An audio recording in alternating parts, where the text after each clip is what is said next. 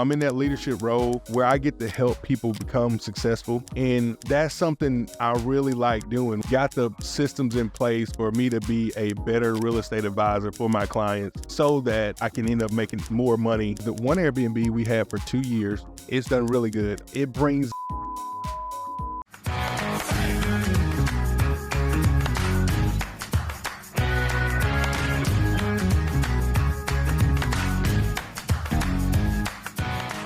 Bryant Turner, thanks for being here.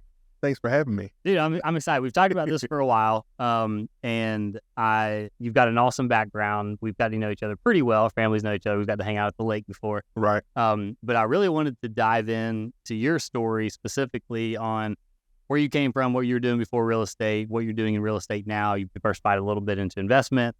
You're also a broker, which is newer news. So, right. So take me back, however far you want to go, and just how did you get your start? Who were you before you are now?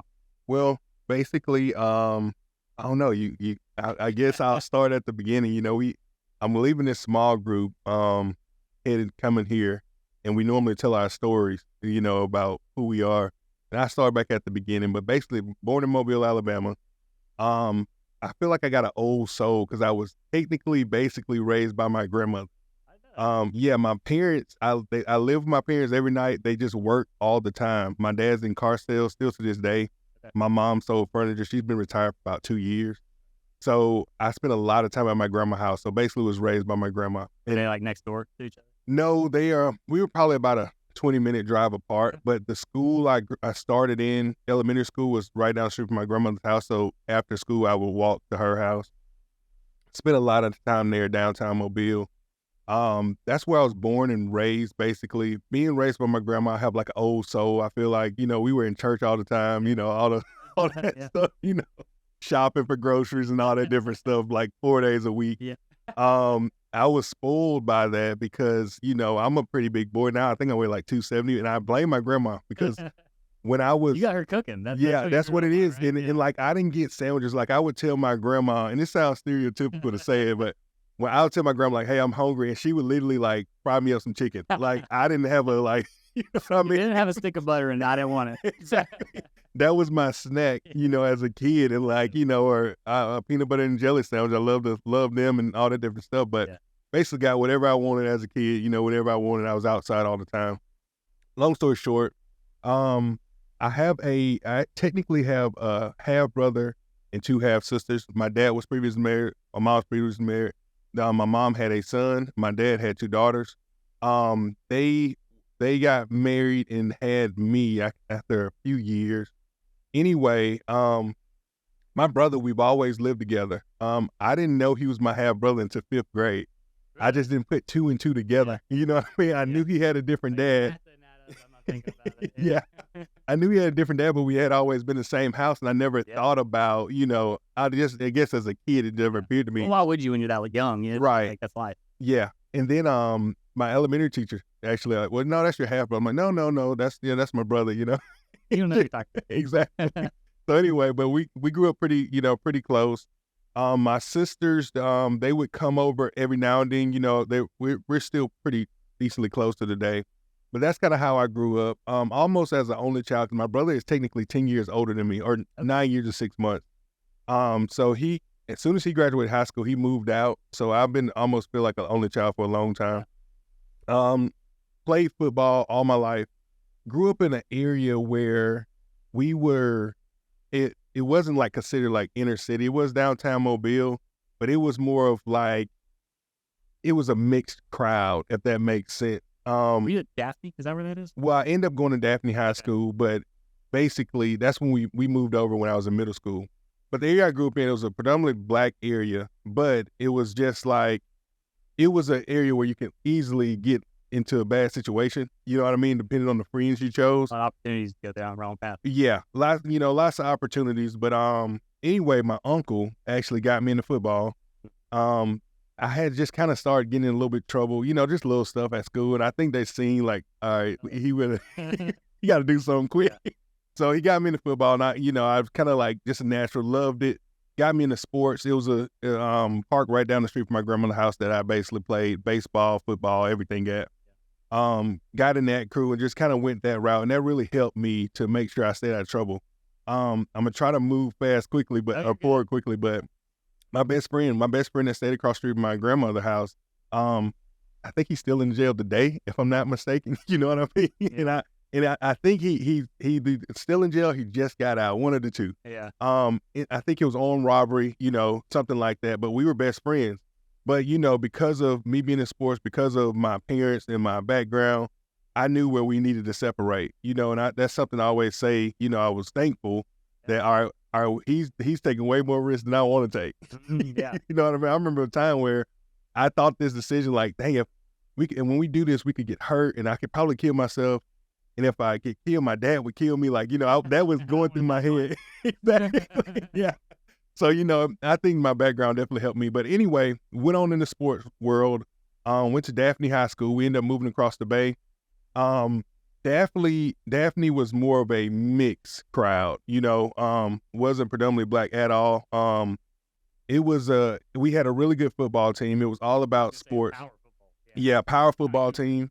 Yeah, we actually played Hoover twice in state championship. Yeah. Two-a-days show was being when I was playing against one of them. So that's when I was at Hoover. So is it? Yeah. Playing Daphne. Yeah. Now we got beat 3 times by them, but they. I'd like to take credit, but I was way too small to play football. Right. So it wasn't me. So in that athletic world, the whole time basically, since my uncle got me started, all the way into 2016, basically. Anyway, left Daphne, went to UAB. Ended up meeting my wife there. She played soccer, really good. She's honestly the best athlete in our family by far. I'm more of a technique guy and work hard guy. She's more of a natural athlete. Yeah, she can just do whatever she want to do. She went to Briarwood, played soccer there. I think she got 2 MVPs on 2 state championship teams. She was really good. Came to UAB, played soccer there, and that's where we met. Now we have 3 kids and live in Chelsea. So I'm going to time out just for a second. So through your kids, are you seeing any of those attributes of like your side versus hers as far as the athletics? Yeah, so my oldest daughter, she's blessed because she has my work ethic. Because you know how it is. It's like when you're naturally gifted, after like my wife, your work ethic ain't that. Yeah, you're lazy. Because you don't have to, Yeah. Well, in mine, I feel like my oldest daughter, I feel like, and my wife would agree with me, she said this, that she feel like she got the best of both sides because she's a natural athlete and she has the work ethic. And she's 9 years old, but she really, it's just little things she do. Like she'll go outside and practice by herself. Yeah. And she's been doing that for years, and that's, that's a consistent thing she does. And it's funny, I remember showing her this video. It's a really good movie called what's it, Whiplash. It's Whiplash. But it's about a drummer that's trying to be the best drummer. But in the last scene, it's a rated R movie, so don't show your kids that because I didn't show the whole movie, but the last scene he's like becoming the best drummer. He's doing this and she watched that. It was like the last 3 minutes and she went home and like put some weights in her room and started working out. Like that's the type of daughter I got. Yeah, that's the type of daughter we have. But with her for sure, my second is she's now 6 years old and she has a natural ability, like athletic ability, but she don't care nothing about sports. So it's kind of, it's completely different. She's more artsy. Yeah, maybe so. I think whatever she do, she'll be good at, but it's just if she's gonna do it or not. And then the son is, 8 weeks old, so we'll hopefully we'll see. He's been a really easy baby, but we'll see. But basically, that's my upbringing. So a lot of sports, raised technically by my grandmother. I lost my grandma when I was actually playing football in Canada, and it's almost like losing a mom, So that happened. I think what was the year I was in Canada? That was my rookie year, 2010. Yeah, 2010. So graduated UAB 09, went to CFL. Well, graduated 10 and went to CFL 10. Okay. So yeah, it was still that same. Man, did she get to see you play at all? No, I graduated 09. You're right. Okay. No, No, it was 2011. Sorry, I graduated December 10 and then went there. It was 2011. Okay. So, Did she get to see you play at all? Yeah. Well, she watched some games. She never was able to come up. But she definitely caught some games on TV. Yeah. I mean, she was a big football fan herself too, and I think probably from me being in it my whole life. Yeah. But yeah, that's a little bit, I guess, about my background. Met my wife at UAB. We ended up here, and that's how I ended up in Birmingham.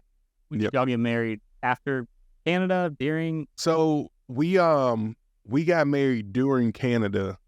It was after my second year we got married. We had been dating, I think 6 years before we technically got married. Yeah. We, in college we broke up every weekend, every time we got in an argument, but so on and off. This weekend, Yeah. every Monday. Exactly.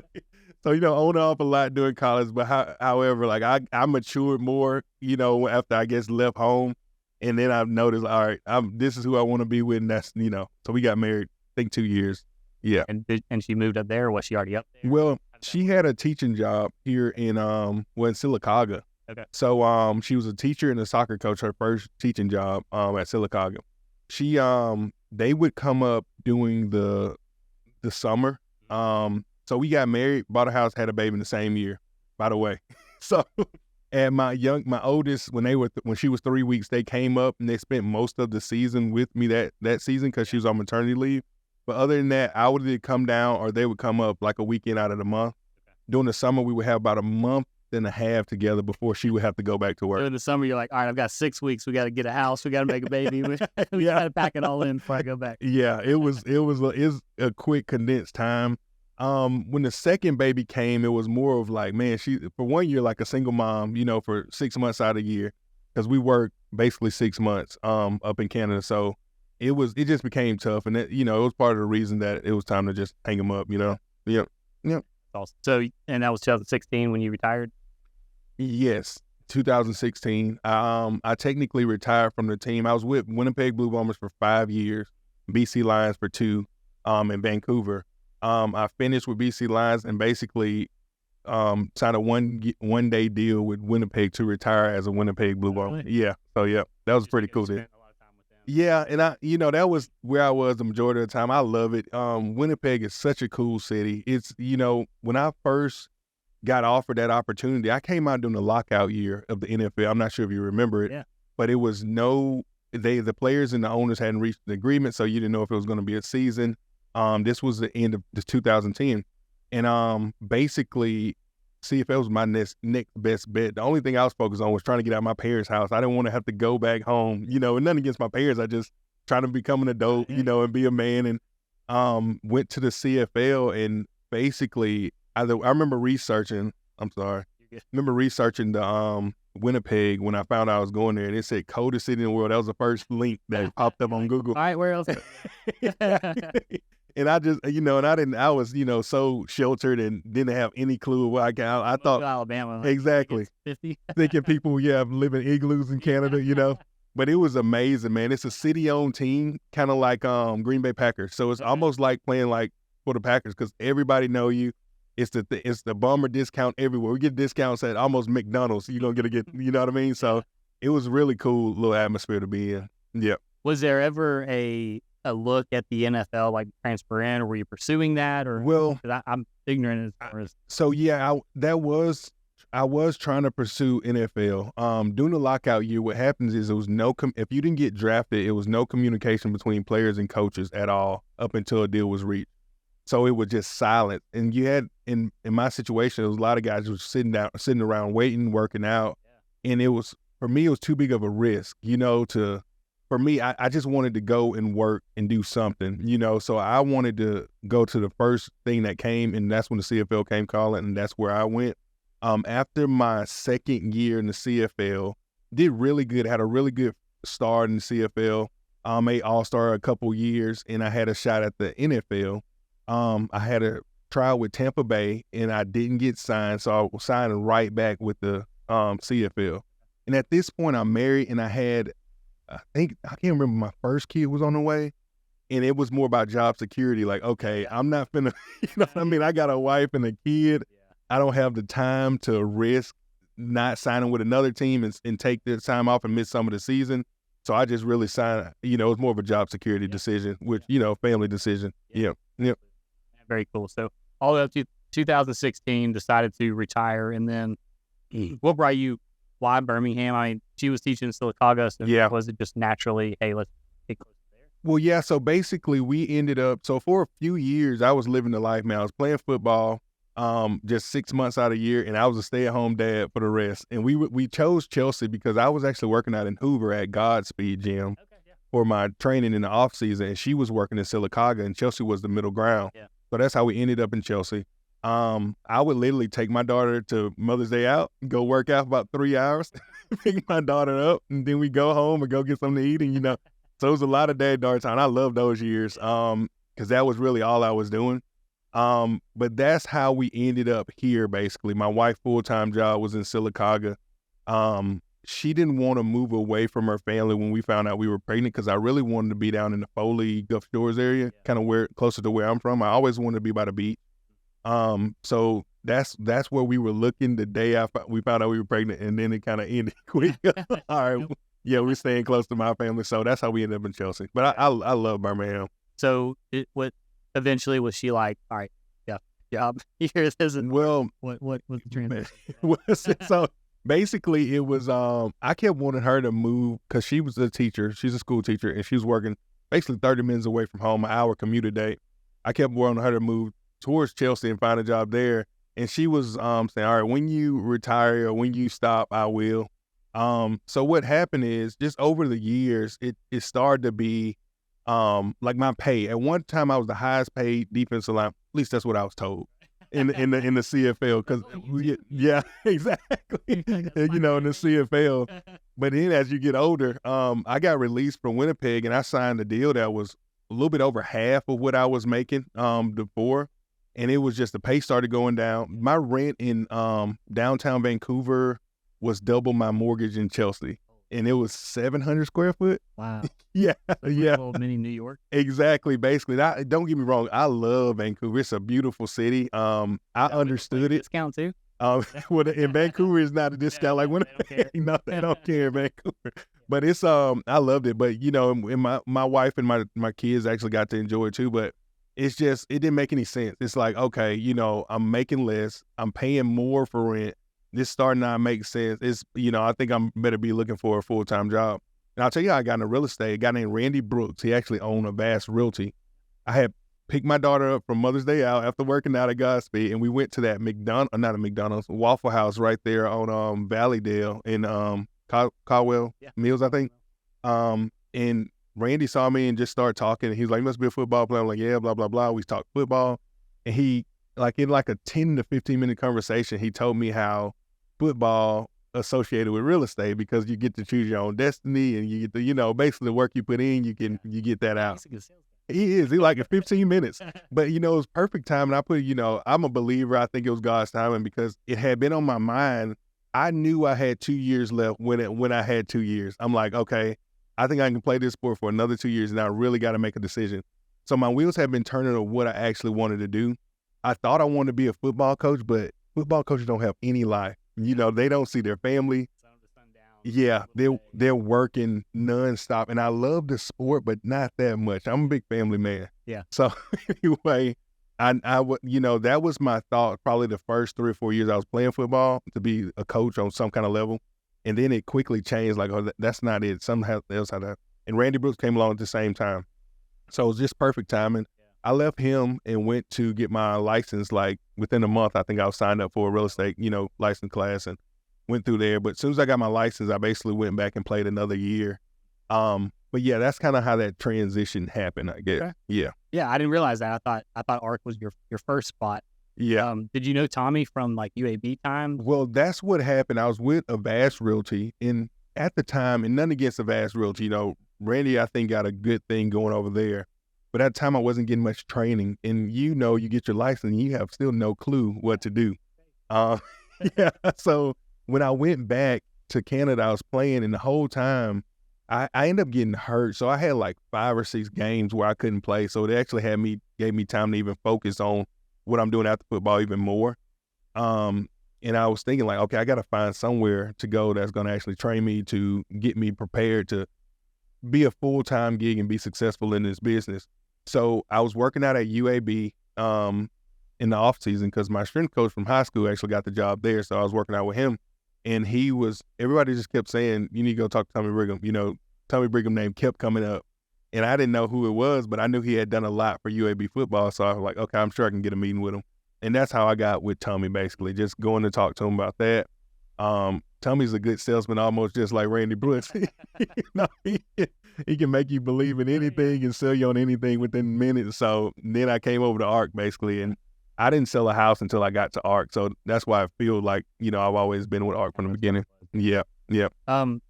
So that's a lot to unpack. So I'm excited to get that full story because there's a lot I think that your success now relates back to, really all the way back from fried chicken and grandma. Right, exactly. Right? Like yeah. that work ethic. But to complete the story, sold houses for a while, and now you're not just an agent, but you're a broker. You're running an office, so it's huge. Like that's a big responsibility and not easy to do. So yeah, talk to me about that transition. What your day to day looks like now. Are you still selling? Are you just running an office, and then we start going back? Gotcha. So basically, I guess the way I got into this broker role is, business was going really good. I hit it at the right time. Got my license, went full time at the end of, what was it, 17 or the beginning of 17? Excuse me. And anyway, started doing really good. Had an okay year, then had a better year. Now we're doubling, and I'm like, man, this is really good. Then 2020 hit, and it's like triple. Yeah, yeah, so exactly. I remember when I first got my license, I was riding in the car with Randy. He got a phone call. He was like, "What? Multiple offers?" And exactly. That was just because he hadn't heard it in a long time. So I know I got in at the perfect time. But things were going really good, and now COVID hit, and the phone stopped ringing for 3-4 weeks. And I was like, well, let me do something productive. I'm always trying to be productive. My wife actually did too. She went and got her master's at that time, or started him, and I started my broker's license just because I ain't have nothing else to do. Why not? Yeah. And in the back of my mind, I was like, okay, if ARC ever do a Chelsea office, we're growing offices, maybe I'll want to broker the office, So that was just in the back of my mind, but just did it because I had time. Anyway, COVID kind of get past. I get my associate broker, license. And Bo took me out for dinner like, hey, what's your plan with these broker licenses? I know you got them, what's the deal? And I'm like, really? I have no clue. Just had time. Yeah, I was bored. And, he was like, all right, well, he said, let me know. He's like, if you want to start your own thing, if you want to power by ARC, we can figure out a way to try to help you, which is a big deal, coming from, because I didn't ask for the meeting or anything. He just offered. And I was like, okay, I'll keep that in mind. Well, Ben Chenault took me to play golf one day just to get out, because I send them a lot of business because they're the best, I think, in the town. And I was telling him, I was like, well, Bo kind of gave me, go ahead if I want to do something or want to start something. He's like, well, man, I got an empty building in Chelsea. Yeah, that's his building. Yeah. So I was like, so when you pull up, you'll see Mortgage Bank signs on it. Well, I did. Yeah. But yeah, so Ben bought it just, they had kind of got busting out the seams at his main building. And one of his lenders was mainly in Chelsea, so he sent her team down there so they can have their own spot, just because free up space, basically. Anyway, so it was an empty building there now, and I'm like, okay, I tell Bo, I think the next week, and then like 2 weeks later, we're out there looking at the building, seeing what we can do to get it right. Oh, what have I done? Yeah, exactly. And it started, moving pretty quick, and I'm like, okay, this is cool, And I was, my thought was, all right, I run so much, I don't want to miss too much of my kids' things. So let me try to do this broker role, and I won't have to run anymore, too much. And it's like, it's been the complete opposite. Like now I run more. Yeah. And make less. You're still selling, right? Yeah, because I still sell. Yeah. Selling is still the majority of my income by far. I have to sell to feed my family, basically. But it's it's not what, I'll be honest, it's not what I thought it is, but I do love it. I'm in that leadership role where I get to help people become successful. And that's something I really like doing, which I didn't think I would. Because I in my head, I think I'm pretty selfish. Like, I don't care about me and my family and, in that part. But I never thought I would take less pay to help people succeed. But it's actually really rewarding. So that part I do love. And it's funny, the people that follow, normally be successful. People that don't, they don't. You try to figure out, it's always a practice of trying to figure out how to get people to, do the things they need to do to be successful. So that's how I kind of ended up in that role. That's where we are now. I think we currently have roughly, 16, including me, at the office. So we got a pretty good office, pretty tight-knit group. We're doing the accountability group now that everybody's participating and doing really well. So I'm excited about that. Nice. That's awesome. Well, I mean, you say it all just kind of fell into place and didn't see it coming, but I think the fact that Bo reached out, and who's now the owner of Art, and just initiated that conversation of, hey, like, we're going to support you if you decide to do something. Right. Speaks for itself on how you run your business and just like your work ethic, because there's 500 agents at our company. Yeah. And so like that could go to really anybody, but how you set your business up, how you run it, it's professional. You treat it like a job, which, a lot of agents don't, and it's not necessary for them to, because maybe they're not like the breadwinner of their family, or they have to provide. Right. Which is fine. There's nothing wrong with that. But someone who comes in and like you do, just set your business up to where it is professional and you treat others with respect and you're there to serve the client, not just there to collect the check. Right. Is obviously how you run your business. And so I think that's awesome. Yeah. It just speaks for itself. Really. Yeah. I appreciate it, man. It's funny you say that. So when I first met with Tommy was, like, are you going to be great? And I've told this story before, but coming from the athletic background, we have to, we kind of set our own schedule. It's up to us. We got to be self-motivated and all this different stuff to be successful in that background. And he was saying, you bring that over to real estate, you're going to be great, blah, blah, blah, blah. Well, I met with him and, 3-4 months go by and I'm not doing anything, So I go back and see him and Tommy's like, man, don't worry, you're going to be good, blah, blah. I'm like, Tommy, you can't deposit work ethic. Guy, but yeah, exactly. So I can't deposit and withdraw work ethic into my bank account. Yeah. You know what I mean? The time management. Yeah. But it's funny, like looking back, he was so right. It's just the little things that of just being a discipline. I feel like you do a great job of always trying to practice your discipline and different stuff you do with 75 hard and stuff like that. Mm-hmm. And I think that stuff is so important, just to have small little disciplines. And you follow these small little disciplines and it's such tremendous outcome from them, and I think it's just consistently doing very, very small little things that take 30 minutes a day can make a huge difference in somebody's life. And I feel like that's what Tommy was trying to tell me, but I couldn't see until now, until later on, basically. Well, so kind of expanding on that a little bit more, put you on the spot, put your broker hat on. If you've got a newer, younger agent coming into your office saying, hey, I want to sell and I want to be great. What are those couple things? Like, what are the few tasks you're telling him just to focus on? Well, for one, I'm telling him it's a small task. Something I've been saying to my new agents a lot is making their bed up after they get out of it in the morning.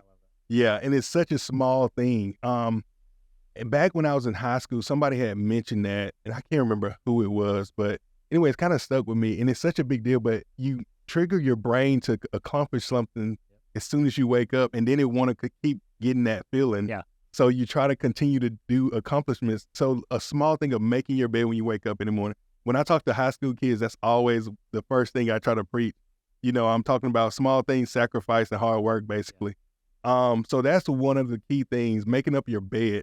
You know what I mean? Which sounds so small. Well, they're going to say, I can't deposit a made bed in my bank account. Exactly. You're like calling you Tommy and say, what do I need money. Exactly. And that just leads to so much, accomplishment and you wanting to accomplish other things. It was something we just recently did a ninja training and she was talking about the ARC or something, is the articulating something in the brain, and it's like you can fool it. So, and it don't take a joke. So if you continuously to tell yourself you want to be a millionaire every day, and your brain will start to find ways for you to be a millionaire. You know what I mean? And it's something, so even if you say something outlandish to yourself, if it start to believe it, it'll just start working that way. Like in your affirmations in the morning. Yeah. So that's another thing. And, so affirmations have been a big thing. And, this is something, because I'm the guy that, okay, this guy's successful. This is what he's doing. He said affirmation, like, okay, we don't have to do that part, but I'll do the other 5 steps out of 6. Yeah. You know what I mean? Yeah. But lately I have been doing the affirmation. I think that's such a big deal. You know what I mean? It's weird when you start, right? Yeah, it's weird. I gotta look at myself in the mirror and you are strong. Exactly. I'm not dead. Exactly. But yeah, I get it. And I do it, and it's, I've been avoiding that step for so long, but it makes such a huge difference. So these are the conversations I'm having with, that's just 2 small things. And I try to practice what I preach. And that's another thing about this position. Like, if you telling people that this stuff, Yeah, you got to do it and test it out or make sure it's working before you try to preach it. So what days are you like, man, I really wish I didn't tell them that. Yeah. So I've been there before. Make my bed this morning. Yeah, exactly. So it's little stuff like that. So when I'm literally, if I'm rushing out the house, I see my bed unmade, because normally if my wife's still sleeping, if I leave early or something, that's fine. No, I just leave it. But if I know she's out and that bed's unmade, I'm like, oh man, I gotta go. But I need it. So little stuff like that start to matter. Affirmation with my daughters, I started doing when we get in the car now on the way to school. They'll even start now. It's like, I'm smart, I'm beautiful, I'm this, I'm strong, I'm a leader. And then, we finish with a prayer, and that's been a consistent thing. I'm even starting to work with them. I think it's going to make a big difference. That's awesome. Yeah. I mean, getting it, just like you had kind of that mentality, that work mentality set in stone at a very, very early age. Mm-hmm. And obviously it paid dividends. And so having that just transfer down to your family and your daughters, I think that's setting them up for wild success. That's right. Good. Yeah, that's the goal anyway. Yeah, very cool. Yeah. All right, so we've got that, and that's more how someone acts mindset. Are there any actionable? Because I want to try to leave with a couple things that a new guy who he's got his mind right, he's doing the right activities from a personal and internal spiritual level, but I've got to sell a house. Yeah. So what are those couple things, like real activities, that I can be focused on every day instead of pulling my I think focusing on your database. When I first started out, that's one thing you consistently hear. And you hear so much stuff, but people always say, build a database. And practically everybody in real estate is going to say that. And I remember when I came to ARC, I was coming in every day with no business. It's funny, me and Nicole Hardikoff used to make a joke of like, hey, let's just go to the copier every 10 minutes to look like we're doing something, just print something off, It's so funny. We used to have that running joke. Hey, quit wasting pencil. I know what you're doing. Exactly. He used to have that joke running for such a long time. But it's I was the first 3 or 4 months, I was basically building my database. So everybody and who know and and that know you. And it sounds crazy, but like for me, I started with our wedding list. Yeah. And then I played football at UAB, so I figured the sports department might know my name even if I don't know them. Yeah. So they became on my mailing list, and I started sending out so many letters. ARC bought a paper folder for me. Yes, I didn't know. So yeah, so ARC bought the first paper folder was basically for me, because Claire used to help me do all of them, because I would fold them, put them in the envelopes, and it had got up to like hundreds, and it just took forever. Yeah. And for me, it was like, all right, they're due on the 1st and they're late on the 9th, almost just like a bill. Yeah. So I was consistently doing this every month. There's some kind of letter about something. It didn't even have to be about real estate. One of them was about the 7-inning stretch or something like that, just different stuff. And they started paying off. So that's one thing, is getting that database together, and then just trying to stay in touch with your database. You can't be a secret agent. You got to let people know what you're doing. I wish I didn't have to have social media. I would be a much better person without it, but we have to try to stay on people's mind, and that's why I try to post something, every day of whatever I'm doing, just to stay on people's mind. But I would definitely say, I guess, to that new agent, you got to get a database together, take time and do it right, put it in right, get you a system, which are pretty much a lot of companies offer systems, but put in a system and actually get it working for you so people actually know what you're doing. Excuse me. One thing I noticed is, like, I'll be struggling. I'm coming through. I'm having a month where I'm not selling anything. That new person come in, send out 15 letters and got 2 buyers. You know what I mean? Yeah. But what it is, people love to support people they know, So when you saying, hey, I'm doing this, people will support you almost quicker than the person who's been doing it for 5 years, just because they're like, okay, we're thinking about moving. I definitely want to support them. So that's something I would probably say would be the first thing I would talk about. Yeah. You kind of blew through this and said it casually, but I think it's so important to emphasize the timeline. Yeah, and I'm going to ask you the timeline between you started folding letters and sending out first of the month every month. How many months went by before you saw? 4, I think. Okay. 4, and I'll tell you the first one. My first deal was she's technically my aunt-in-law, I guess you would say. Yeah. She's my wife's aunt on her side.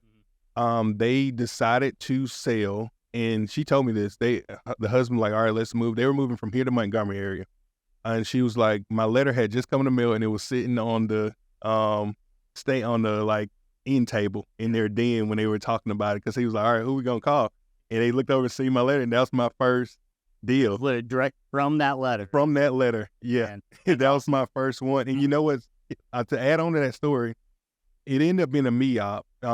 People came to see it at an open house. I represented them as the buyer. Yeah. Well, they just sold and bought another house with me. I think it's been almost 2 years.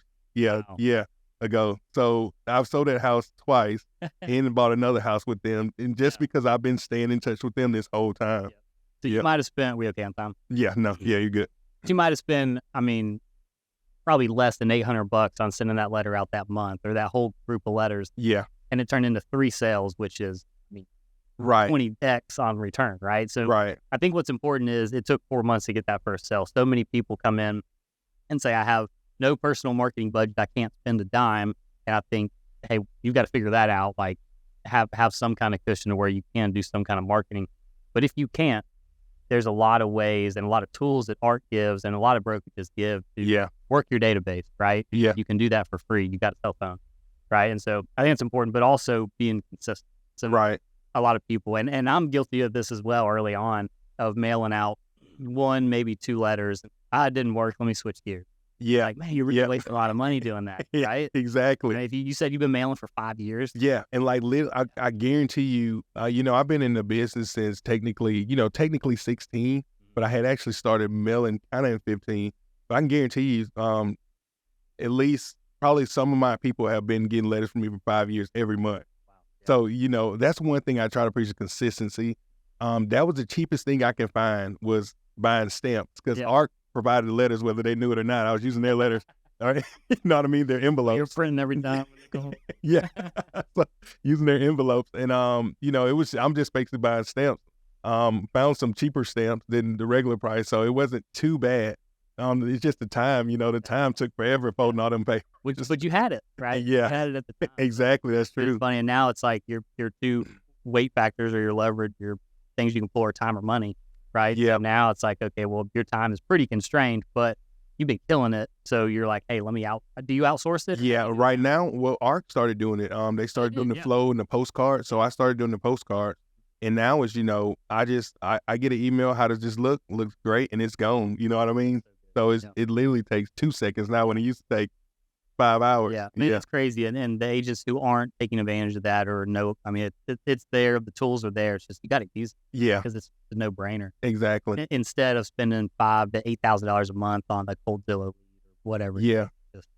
That's what I'm noticing now that I'm in the broker role. I'm interviewing other people, and I'm hearing what they're doing every day, and I'm like, are you serious? Yeah. That is all done for me. I don't do any of that. Yeah. You know what I mean? I focus on the client, and that is it.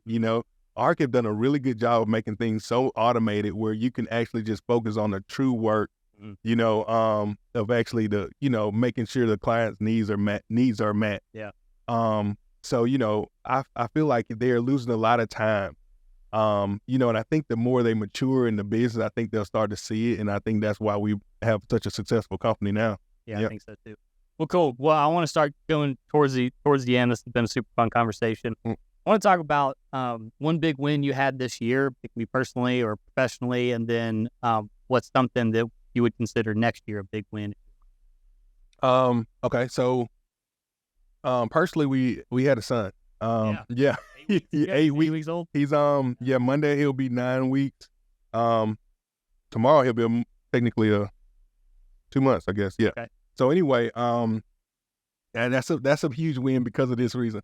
So for one, me and my wife both athletes. I told you that at the beginning. We just knew we would have sons, or a gang of boys. Yeah.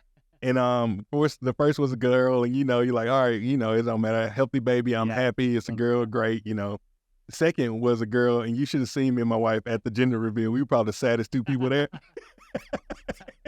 Her too? Yeah, her too. We were both just oh my God, please give us a boy. So anyway, don't get me wrong, we love our daughter now, and she's my oldest daughter. You got to tie her down to get a hug and a kiss. My youngest, last night she came and gave us a hug and a kiss on her own. She did it all the time. Yeah. So we definitely love my youngest daughter. But anyway, we finally was like, all right, we're gonna just adopt a boy. We came. My wife hemorrhaged both times.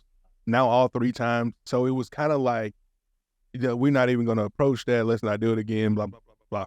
Anyway, so we start adoption process, getting things rolling. Everybody have to get a physical. I get my physical. They're about to get theirs, and we find out we're pregnant. So I'm like, I've heard that story more. Yeah. People who like can't get pregnant or yeah. Right. So then it's like, well, all right, so let's pause the adoption. So anyway, we go to our first meeting in miscarriage. First time it happened to us. I know it happened regularly to a lot of people, and you start to feel like, oh, that's, it's so sad. So it was like, oh man, okay. So anyway, we was just like, Morgan, my wife had a dream. She got a really great testimony. She actually wrote and posted on Facebook. I like cry reading it because as you're going through, you don't think about this stuff. But anyway, long story short, she had a dream that one Christmas we was gonna be with the little baby boy, and try not to tear up. But anyway, so we just all right, we're not adopting, right? We paused our adoption. Had a miscarriage. It's in God's hand. Like we not trying. You know what I mean? If it happens, it happens. Yeah. We'll give another couple years, and then we'll really do something to make sure we won't have any kids and be 90-year-old parent. So anyway, so sure enough, I think a year went by or something, and we're pregnant. And it's a scary feeling because you won't tell anybody, blah blah blah. All this different stuff. We waited so long. Long story short, we have a beautiful, healthy baby. My wife hemorrhaged again, but we're prepared for it this time. They do the surgery and do everything and have the extra doctor there and all this different stuff. All that go good. So that's our huge win for this year because the boy that we've been trying to get for 9 years. Story. Yeah. The boy we've been trying to get for 9 years is finally here. He's healthy. Mama's healthy. She's working out actually as of right now. She got cleared about a week ago. So yeah, that's our huge win. The next year goal for 2024, I'm actually, we have 4 rental properties, and that was like one of my goals. That was one of the smart things I think I did was while real estate was really rolling, I was putting that money to work and not just burning it, mostly. And we got our 4 rental properties. Now, you kind of accumulate some debt while doing that. Mm-hmm. I really want to kind of focus on I'm not trying to accumulate anything else or just paying down some of the debt that we've accumulated over building these properties. And that's kind of my goal for 2024. I'm definitely I want to have a really good year in real estate. And with that being said, it's like, all right, yeah, I want to make $1 million or whatever, but what are you going to do that? Right. So I've already got the systems in place for me to be a better real estate advisor for my clients so that I can end up making more money, to do, have reach the goals that I want to reach, basically. Yeah. Is the $1 million income a goal? No, it's not a goal. Yeah. It's not a goal. Okay. Yeah, just an example. But no, it's not this year, but maybe in the future, but not this year for sure. Yeah. Walk me through real quick. We kind of skipped over this. You've got 4 investment properties. Tell me, what are they? I got 2 Section 8 properties, 2 Airbnb. Okay. Yeah. Walk me through kind of general returns, high level numbers on what you see. To get real detailed. Yeah. One of my let me see. The 2 Section 8 properties, I can't remember. I'm just telling you on like income.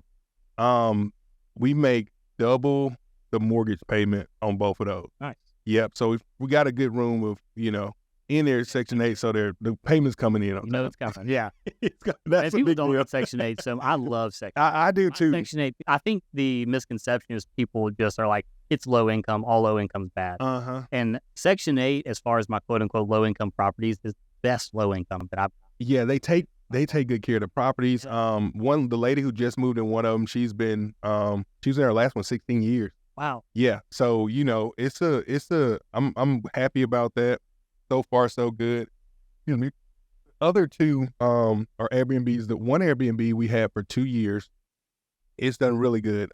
It's downtown. Downtown in Mercantile at Morris. It brings in 3 times its mortgage payment. Wow. Yeah, on average. What's your occupancy? I think for that one it's 70-something%. And I only know that because Airbnb recently updated and they tell you now on the calendar. Okay, they didn't tell you before? Well, you had to like look it up and all this different stuff. And I'm so focused on real estate that honestly my wife my wife kind of like run it now really. Okay. Our second one we just got, same building downtown. I don't know, I'm a little my biggest thing, I'm a long-term goal person. So I don't care if they make too much cash flow now. It's more about just appreciation, that being in a great location for the future. Yeah. You hear all those stories like, oh yeah, I could have bought that lake house for $20,000 back in the '80s, and now it's worth $4 million. Yeah. Well, why didn't you buy the house, sir? You know what I mean? Right. You don't regress the property they yeah. Right. Exactly. Yeah. Right. Yeah. Everybody always kind of regret, not doing or not making the move. So that was kind of my thing. But the other one's brand new. We literally, I think this is week 3. Okay. Same building is actually across the hall. They did a phase 2 and built 7 or 8 more, and we got one of those. So really cool. Got a spiral staircase with it. That's a big seller for people that just want to have a date night or something. We call it downtown date night. So if anybody listening, you want to go book it, it's downtown date night. And it's a really cool spot. The building is great. I say the building is like a Tesla. It gets better. So, you Tesla, they have an update, and all of a sudden you got a new feature. So the Central restaurant just moved into the building not too long ago. It used to be something else. But it's a big, it's been one of the top 30 restaurants, I think, in downtown Birmingham or Birmingham, period. There's another empty space of commercial space. So it's just more and more coming to actually make the building better. Yeah. So far, so that's one good thing. But that new one, we really don't have numbers on because it's literally, I think this is 3rd or 4th week, on them. Are y'all throwing, because I think there's multiple different strategies based off your goal, the extra cash flow you're getting from it, are you throwing that at trying to pay it down, or are you just banking that? Or what? No, we paying it down. So okay. I'm not, purposely not trying to make any money from them right now. Just trying to pay them down as quickly as possible, basically. That's good. Man, I think that's a good strategy, right? But it really goes back to your goals. So I've got so many people that'll argue, that's terrible if you bought it 2 years ago, you got a 3% rate or on a 4% rate. Like, why would you ever pay that off if you go leverage that money? Well, if your goal is not to build a 100-unit portfolio or empire, it's really just, hey, let me get some assets that are paid off and just cash flow long term. Yeah, that's a great goal. Yeah, right? But people don't recognize that everyone's goal is not what their goal is. Yeah, and so they. Yeah. I remember kind of having that brief conversation with you about that before, and for me, I'm coming from the football world. We got paid, so we had 18 games. I got paid 18 times. Yeah. You know what I mean? Yeah. So I got to know how to make money stretch. Yeah. So it's always been scary for me to have a big lump sum of debt. You know what I mean? We got married with a house payment and a car note, and that was it. And we've tried to keep it that way for as long as possible. So I don't really like having too much debt. And now I understand the difference between good debt and bad debt and all this different stuff. So with these problems, I don't really mind the debt, but I don't like much debt if I can, if I can do it. Yeah. I think it's good that you also set yourself up where y'all are living off your day-to-day job. You're selling real estate, you're a broker. So those, you're not reliant on that income. So one, if you have a bad month, it doesn't affect you. But two, that cash, you're not relying on that cash. So you can put that in, just say, pay it off as quick as you can. You're not looking to expand yet. Right. I think that's great. And then in the future, if you ever decide 2 years from now, hey, it's paid off and we're doing great, making $1 million a year, say, well, we could go pay cash for something else. We could leverage something else, or just put that against that one property that's now free and clear to buy something else. And so you've got so many options when you own something free. Right. Very cool. All right, before we get out of here, book recommendations. You got anything you're reading right now, you've read this year that was a good Currently I'm reading a book called Wholesome. It's T.D. Jake's son-in-law, Teray. I can't think of his last name right now. I had a friend, and this kind of challenged me. One of my friends I played with in the CFL were pretty close, named Manny Arsenal. Me, him, and another guy were in a group text. And anyway, I told him like 4 or 5 weeks ago, he posted something on Facebook or Instagram or whatever, and he was saying, what did he say? He said, like, the way you do anything is the way you do everything. He said, him being a strong believer in it. And I'm like, that just slapped me across the face. Like, guy, you know what I mean? Like, I feel like when you have when people come over, you clean up your house real quick and they come in and say, oh man, you got a clean house. But when they're gone, it's destroyed. Yeah. You know what I mean? It stay that way until they come back. And that's what I feel like. I feel like you just, like, why not do everything right? You know what I mean? Mm-hmm. If your truck is clean on the outside, why is it not clean on the inside? Wow. You know what I mean? So that really challenged me. I actually told him that we actually met up with UAB radio thing. I had to go to Texas for a game, and that's where he lived, but we had breakfast. But that kind of challenged me, basically. If basically just trying to do everything the right way, So I won't be good in this area and bad in this area. So that's kind of been the latest, I guess. And I guess that kind of answered your question. Yeah, I like Yeah, that. And that yeah. that kind of complements what we were talking about on the broker side as well, is you've got to show up and practice what you preach, Right. essentially. So, and I saw that too. It's especially before we had our daughter, it was, now you're showing an example to your kid, right? So if you're telling them to do something and they see you not do it, why should they do it? And so I see that even more now of like, okay, I take a jacket off, I'm just gonna throw it on the counter instead of hanging it up. And it's like, so I'll do that and stop, like, I gotta go back and hang that up. I know what you mean. Yeah. Right. Exactly. But yeah, how you do anything is how you're going to do everything. And I truly believe that. And so it's really providing or just showing excellence in all your activities.